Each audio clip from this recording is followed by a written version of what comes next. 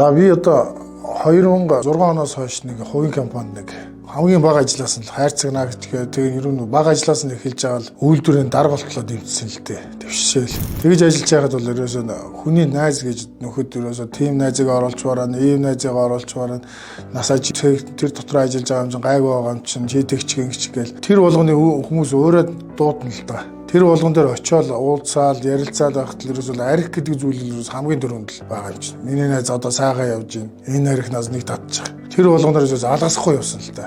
Тэгэл үнийн амьдралд ерөөсөө сайхан явж байгаа үед бол ерөөсөө найз нөхөд бол их олон болдог. 16 оноос хойш бол ерөөсөө архинд ерөөсөө нефт орсон л доо. Тэр тойрогтой уудаг байсан бол одоо гудам руугаа хальж гарч яваад уудаг болсон л доо. Ерөөсөө гудамд уудаг болсон. Таандаг хүн дээрээ даарлах болгоно худлаа ярьж нөгөөтгнөөс мөнгө салгаж архины мөнгө л салгаж илээвэл тэр хүнд юу ч ярьж байсан одоо бараг амьд байсан эцэгхийгээ өхүүлэх ч юм уу тиймэрхүү юм ерөнд одоо жишээ болго ярьж байгаа юм чинь. Засаг дарган дээр нэм амлын тусгаад өгж байдаг гэж сонсоод анх 20 онд ирээл энд байгаа. Тэгээ одоо 6 жил болоход бол хүн өмнөдөөс зоригтой бол ер нь архинаас хол болж болох юм байна. Арх хэтрүүлээ хэрглэж байгаа миний үеийн залуус надаас бас дүүнэр хөөгтүүд байна. Хизээ байна харамсан над шиг харамсах үе үл зөндөл ирдэн шүүл гэдэг л одоо хэлээ да юм. Бодит жишээ л одоо бий байна да одоо тэгэл. Хэтрүүлээд хэрэггүй.